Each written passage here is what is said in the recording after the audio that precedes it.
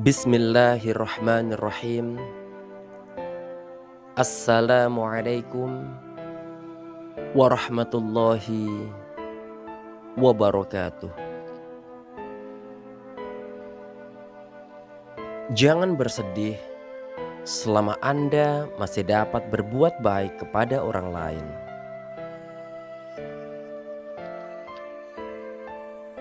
Berbuat baik untuk dan kepada orang lain merupakan jalan lebar menuju kebahagiaan.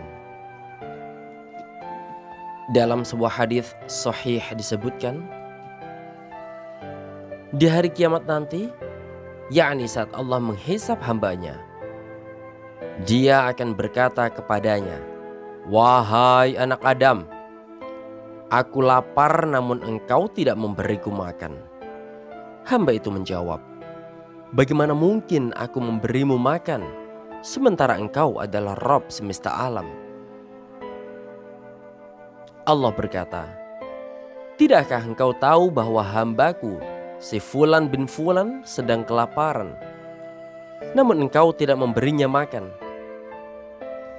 Ketahuilah, seandainya engkau memberinya makan, maka engkau akan dapatkan semua itu di sisiku." Wahai anak Adam, aku kehausan namun engkau tidak memberiku minum.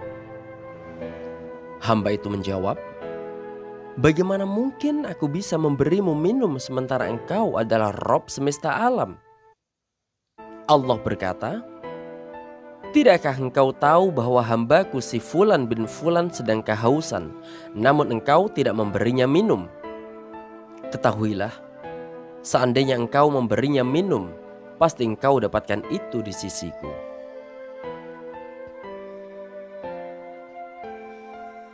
Wahai anak Adam, aku sakit namun engkau tidak menjengukku. Hamba itu menjawab, "Bagaimana mungkin aku bisa menjengukmu sementara engkau adalah Rabb semesta alam?" Allah berkata, "Tidakkah engkau tahu bahwa Fulan bin Fulan sedang sakit namun engkau tidak menjenguknya? Ketahuilah, seandainya engkau menjenguknya, niscaya engkau akan dapatkan aku di sisinya." Ada satu hal yang menarik di sini. Dalam firman-Nya, "Niscaya engkau akan dapatkan aku di sisinya." Berbeda dengan dua sebelumnya, "Engkau akan dapatkan semua itu di sisiku." Mengapa? Sebab Allah di hadapan orang yang hatinya hancur, tercabik-cabik, akan tampak seperti orang sakit. Disebutkan dalam sebuah hadis Rasulullah SAW, dalam kesulitan itu ada pahala. Juga harus engkau mengerti bahwa Allah telah memasukkan seorang wanita pezina dari Bani Israel ke dalam surga hanya gara-gara wanita itu memberi minum seekor anjing yang kehausan. Maka bagaimana dengan orang yang memberi minum dan makan kepada sesama, membantu meringankan beban dan menghilangkan kesulitan mereka? Dalam sebuah hadis sahih disebutkan bahwa Rasulullah SAW pernah bersabda, "Barang siapa memiliki kelebihan bekal, maka hendaknya ia datang dengan bekal itu kepada orang yang tidak memilikinya. Dan barang siapa memiliki kelebihan kendaraan, maka hendaklah dia datang kepada orang yang tidak memiliki kendaraan." Hatim, sang penyair itu mengatakan, "Jika engkau pemilik unta muda, jangan biarkan sahabatmu berjalan di belakangnya tanpa kendaraan. Rendahkan kendaraanmu dan naikkan ia jika bisa terbawa. Itu baik adanya. Jika tidak, bergantianlah." Hatim juga pernah berkata kepada seorang pelayannya dalam sebuah rangkaian bait syair yang sangat indah. Agar mencari seorang tamu, ia berkata, "Nyalakan api. Sesungguhnya malam ini sangat dingin. Jika ada tamu yang datang, engkau akan bebas merdeka." Hatim juga berkata kepada istrinya demikian.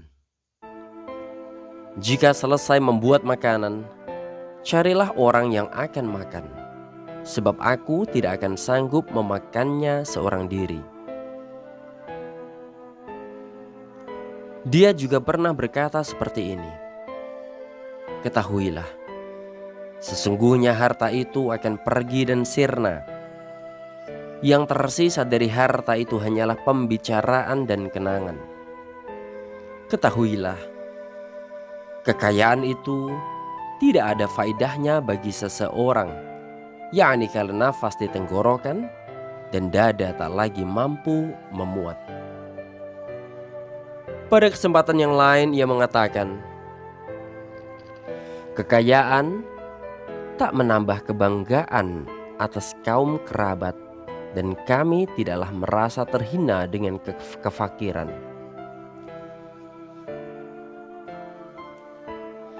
Ibnul Mubarak pernah memiliki tetangga seorang Yahudi. Namun ia selalu lebih dahulu memberi makan tetangganya itu sebelum anak-anaknya sendiri. Bahkan ia selalu memberi pakaian padanya sebelum memberi pakaian anak-anaknya. Ketika orang-orang menawar rumah si Yahudi itu, "Jual saja tempat tinggalmu itu kepada kami." Yahudi itu berkata, "Saya akan jual rumahku ini dengan harga 2.000 dinar. 1.000 dinar untuk harga rumahku dan 1.000 lagi karena aku bertetangga dengan Ibnul Mubarak." Mendengar jawaban itu, Ibnul Mubarak dalam doanya selalu memohon demikian, "Ya Allah, tunjukilah ia ke dalam Islam." Dan beberapa saat kemudian, si Yahudi itu pun dengan izin Allah akhirnya masuk Islam.